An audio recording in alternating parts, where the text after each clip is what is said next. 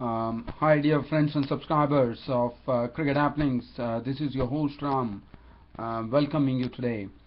I wouldn't know, like yesterday, as you know, when I was actually doing my cricket show, you saw that I was coughing a bit because I felt it's a bit of sort of an embarrassing, not only for me, not only, I mean, the persons whosoever who actually look at the videos would also feel what's going on. So what I'll do is I will continue till such time that I don't have any coughing. Once I have any coughing, then I would probably say curtains, right? So this is a deal between me and dear friends and subscribers of Cricket Happenings who have been pretty loyal. And as I always been telling you, because of your support, because of your admiration for this show, that's the reason your host Ram is always there with you doing this Cricket Happening show. And also seeing my Cricket Happening show grow is something which really warms the cockles of my heart. Well, so let's okay. So I'm trying to really curb my enthusiasm, the excitement, because cricket is something that one has to speak with lots of enthusiasm. You have to paint a picture. You have to speak with lots of enthusiasm. There should be a lot of excitement. So that's the thing that the audience likes. But unfortunately, as I said, I can't really strain my nerves by doing this, so I'm going to be pretty sedate about it. Okay, so let's get on. So what we are going to see today is the second one-day international report, second one-day international match which was played between India and New Zealand at Seddon Park in Hamilton, and this is the report coming to you from your host Ram on what went on at Seddon Park in Hamilton. But I'll give you the result. Well, first giving you in a nutshell like what happened. It was India who actually won the toss, and once again Mahendra Singh Dhoni, probably considering the weather factor, decided to insert the New Zealanders in. And well, for the New Zealanders, well, they definitely they could, I mean, because of rain, only 42 overs could be played and 271 for 7. But India were at a marked disadvantage, because what happened was in the 42 overs they had to score probably 290 odd runs, 293 to be precise. I think yes, it is going to be there, because New Zealand won the match by the Duckworth method by 15 runs. So basically what you are looking at is it was a 292 run for India to make, and India finished with 277 for 9 wickets in the 42nd over. I mean 41.3 overs. And then it was decided by the Duckworth method, which is pretty sad, but well, what to do? If rain is there, then Duckworth is the only thing which comes into the picture. Well, so just talking about the match. Well, as expected, New Zealand decided to leave out. They brought in Kyle Mills, the all-rounder, in place of the injured Adam Min, who is out of the entire series due to injury. And India decided to retain the same lineup. Now, as far as the match was concerned, all started with Mahendra Singh Dhoni, the Indian captain, winning the toss and inserting New Zealand in.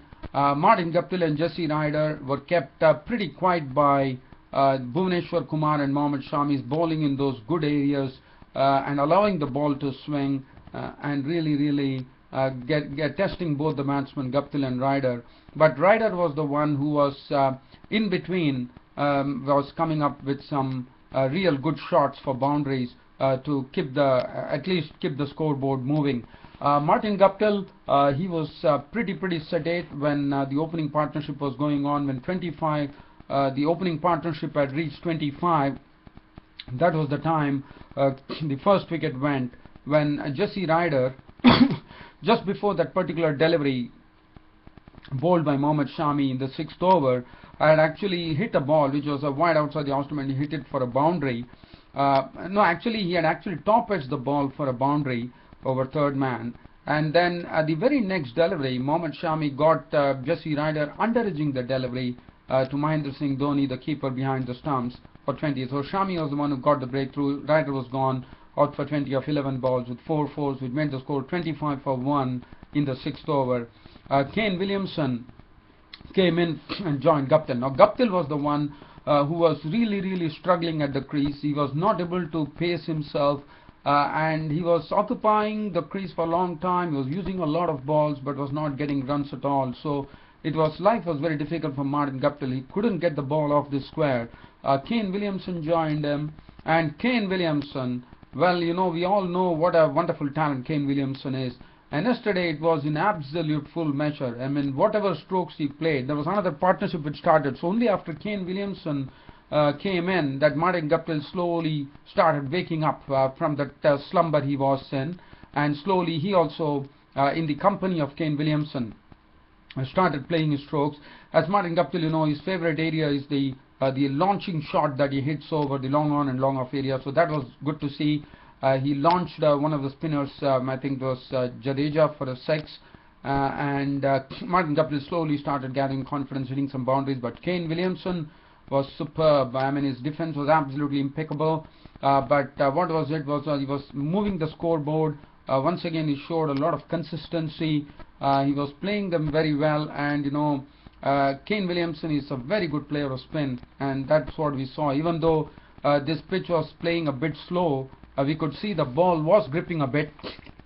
So Kane Williamson, basically what he did is he decided to watch the ball till the last moment and then drop his wrist, and you know, and it was basically, I would say, Kane Williamson was just caressing the ball, and he was playing some beautiful drives. His cutting was superb, and one of the strokes that he played of Jadeja was a real gem, I would say, because it's very difficult to play. He was on the back foot, and he just dabbed the ball, and the ball was just racing to the fence. I mean, he watched the ball till the last moment, and he just you know, took his bat and you know, just maneuvered his wrists a bit, and that's it. The ball got good direction and was racing towards the fence. And this partnership was doing well, with the spinners not able to make much of an impression even though the ball was gripping.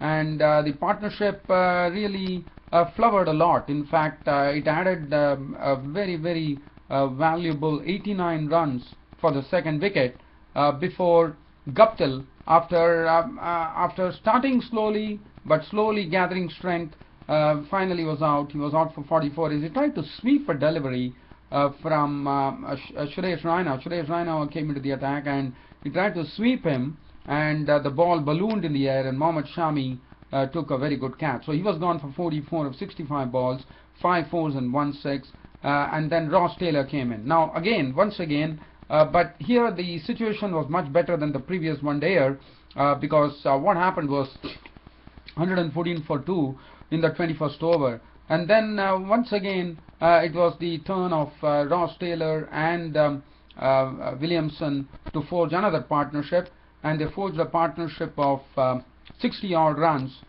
in probably 15 odd overs, and they did their job. After contributing, and as I said, Williamson was looking absolute class yesterday, and looking at the way he was playing, one would have probably felt that Kane Williamson would definitely score a century, but unfortunately that was not the case to be, as Kane Williamson was stumped by Dhoni of the bowling of Jadeja for 77 wonderful runs of 87 balls, 5 fours and 1 6, and you would all know the reason why Kane Williamson was man of the match, and he was rightly, according to me, he was rightly named man of the match.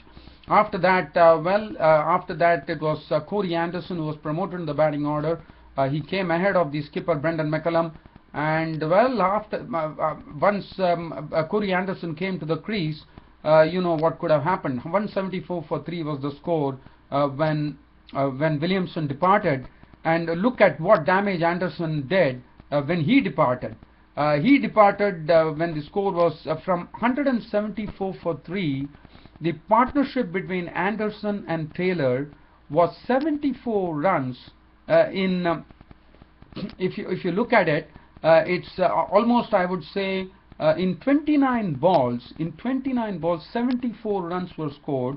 The maximum runs were scored by Corey Anderson, and now Corey Anderson has made it a habit of you know, smacking bowlers, and that's what he did. He he carted 44 runs of just 17 deliveries with 2 fours and 5 sixes. One was hit over long on, the other 2 disappeared over long off, and then he targeted the mid-wicket region for another 2 sixes. And 5 sixes in all. He paid special attention, I think it was to Ravichandran Ashwin, who was paid special attention. He had his figures absolutely. Not only Ashwin, he also went after Bhuvaneshwar Kumar, who so far had bowled well, but then his bowling figures were really damaged beyond recognition at 7 overs unmade and 1 for 43. So Kohli Anderson was the one who actually enabled New Zealand innings to really get that sort of real real push. And then Kohli Anderson came and clattered the ball to all areas of the field. 44 of 17 balls with 2 fours and 5 sixes. And Ross Taylor contributing 57 of 56 balls with 7 fours. Brendan McCullum was out for a blob, caught in ball by Shami. Luke Ronchi, as usual now, has become customary after Kohli Anderson's exploits are over. He comes in and chips in with an unbeaten 18 of just 10 deliveries, 2 fours and 1 6, and 271 for 7 was the final tally from New Zealand of 42 overs. Unfortunately, as I said, because of rain, the New Zealand innings were ended at 271 for 7 of 42 overs. Now let's look at the bowling figures of the Indians. Bhuvaneshwar Kumar 7 overs 1 for 43. Initially bowled well, but Kohli Anderson spoiled his figures. Shami 7 overs no made and 3 for 55. Ishan Sharma 6 overs 1 for 46. I thought he bowled better than the previous match. Jadeja 8 overs no made and 1 for 46. Kohli bowled 2 overs for 12 runs, and Ashwin 8 overs no made and none for 50. Was manhandled by Kohli Anderson. Raina 4 overs no made and 1 for 18. Bowled pretty well, and I thought Mahendra Singh Dhoni used him well. As far as India were concerned, because of the rain, the Duckworth Lewis came into the method came into the picture, and India were given a revised target of 293 runs from 41.3 overs. India finished off with 277 for 9. The openers, unfortunately, and this is something which has been going on for quite some time, that the Indian openers has not been clicking. So the success has always been measured by the Indian openers. As you would remember in the Champions T20 the Champions T20 Cup, that was the time Shikhar Dhawan and Rohit Sharma was a good pair, and both of them were firing on all cylinders. But now what has happened, it looks like both of them are really off color, and Shikhar Dhawan and Rohit Sharma really struggled at the crease. It was some very good bowling from Kyle Mills and Mitchell McClenaghan, keeping both the openers quiet. And then finally Shikhar Dhawan was the first to go, as he was clean bowled, going for a shot outside his off stump. Was clean bowled by Saudi for 12 of 22 balls with 2 fours. After that, Virat Kohli came in and joined Rohit Sharma, and Rohit Sharma also soon left, as he was caught by Ronchi of the bowling of Saudi, who actually gave them the double breakthrough by dismissing both the openers. He was gone for 34 balls with 2 fours and 1 6. Virat Kohli was joined in by Ajinkya Rahane. Virat Kohli, well, he continued. I mean, I wouldn't say he was really playing in his element yesterday, but he had to take his chances, because the target was 293, and Virat Kohli had to take his chances, and he did so. He was pretty aggressive self. In fact, one of the shots that I would talk about is when he actually lofted Team Saudi over extra cover for a 6. He was actually dropped by Team Saudi on a particular delivery, and the very next delivery, Virat Kohli sent Team Saudi over extra cover for a wonderful 6. And then it was a matter of building up things from 37 for 2. The rebuilding started with Ajinkya Rahane and Virat Kohli rebuilding the innings and putting up a 90-run partnership, and that was the time when Mitchell McClenaghan claimed the wicket of Ajinkya Rahane, caught behind. He was gone for 36, 42 balls with 4 fours, so score was 127 for 3 in the 24th over. And then Kohli was joined in by Mahendra Singh Dhoni. Once Mahendra Singh Dhoni came, both of them, once again Dhoni actually, what he did is he promoted himself in the batting order and came before Suresh Raina, and both of them pushed the score down to 164 before Kohli was a victim of the bowling of. It was a shot which probably Kohli should not have played, but Kohli went for that shot and he succumbed. He was caught by the substitute Anton Davsic of the bowling of Saudi for 78 of 65 balls, 7 fours and 2. So I thought he did his job, but he could have still carried on further. I'm sorry. And then Mahendra Singh Dhoni, who was at the crease at that time, and that was the time when India were 164 for 4, and Suresh Raina came in and showed some real aggression by trying to really put the New Zealand bowlers off their length by hitting them for boundaries. He went after Nathan McCullum, the spinner. As you know, Raina is a good player of spin, and he contributed a very quick fire 35 of just 22 balls with 6 fours before becoming a victim of Mills. And the partnership, it was a nice little partnership because it yielded 62 runs between Raina and Mahendra Singh Dhoni. So Raina made 35, 22 balls, 6 fours. He was gone.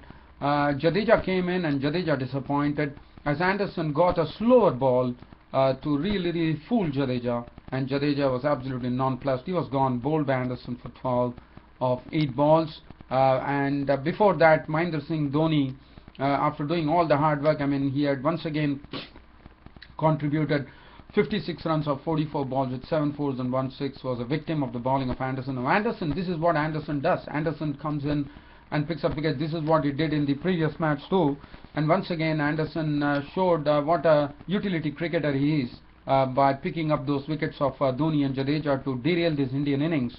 And 259 for 7. After that the task became all the more difficult because there were no frontline batsmen left. Ashwin, well, he was out for 5, the bowling of Saudi. Bhuvneshwar Kumar was a victim of Anderson for 11 of 6 balls, and in the end India which was set 293 by the Duckworth Lewis method, could muster only 277 for 9 of 41.3 overs.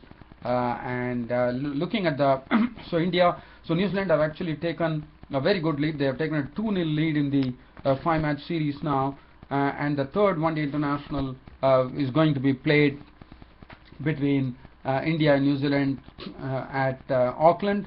This will be on 25th of January. So India and New Zealand series, New Zealand are the ones who are absolutely having a march over India at the present moment. They've got a 2-0 series lead now over India. Now and for India, the third one-day international will be very significant. If at all they lose the third one-day international, it would be curtains. And I'm looking out for probably there are going to be some changes coming into the Indian team when the Indian team takes on New Zealand in the third one-day international at Auckland. Now, looking at the bowling figures for New Zealand, Kyle Mills, 9 overs, 1 maiden, 1 for 50. McClenaghan, 8 overs, 1 maiden, 1 for 45. Both of them did a good job first of containing both the openers, which was a pretty good job that they did there. And then Tim Southee capitalized. I know, even though he was costly, he picked up 4 wickets for 72 runs. Nathan McCullum, 8 overs, none for 40. And Anderson also was costly, but what was very important was the bottom line, picking up wickets, and that's what he did. Some important wickets at that, of Dhoni and Jadeja in particular. And I thought he also picked up the wicket of Dhoni, Jadeja and Bhuvneshwar Kumar. So 3 for 67 of 7.3 overs with no maiden. And Kane Williamson, well, I mean, he was such a, so pleasing to watch the batting of Kane Williamson, like how much time he gets to actually play the ball, and the way he does it. He's still young, and he has a great future ahead of him. And Kane Williamson was named player of the match. Well, dear fans and subscribers, I'm really surprised that I've not cuffed on this particular cricket show, and I've gone the whole hog, so it gives me all the more pleasure to bring this cricket happening show to you. Hope you also like it. And one thing that I would like to say now is that for India, now it's a matter of definitely making some changes in the team. The changes that I would like to see in the team now is it's a matter of accommodating Stuart Binney, the all-rounder who has been brought in, and it's time to give him his giving him one-day international debut at Auckland. Because now, but whose head is going to roll? Now that is going to be a very difficult question to answer. It's going to be very difficult to drop anybody. But well, the openers are the ones who would be under the microscope but whether India are going to go that route, because if they lose the third one-day international, New Zealand absolutely on the ascendancy, they would have won the one-day series. Now, whether Mahendra Singh Dhoni is going to go for that, whether he's going to still give the long rope to Shikhar Dhawan and Rohit Sharma, the openers, or is he going to go for Stuart Binny, because he's an all-rounder, and probably they might plan to have Ajinkya Rahane open with Rohit Sharma, and probably Shikhar Dhawan's place might be gone, and probably it would be Stuart Binny who could be actually making his debut in the third one-day international at Auckland. Well, dear fans and subscribers, nothing else to really add. As I said, I'm happy that I didn't cough, and yeah, we went the whole hog. Very happy to have done that. Hope you all liked my cricket happening show today. The second one-day international match report between India and New Zealand, played at Sutton Park in Hamilton, which New Zealand won by the Duckworth Lewis by 15 runs. Well, dear fans and subscribers, thanks for your company as always, and your host Ram will see you tomorrow on my next cricket happening show. Until then, it's goodbye. Thank you.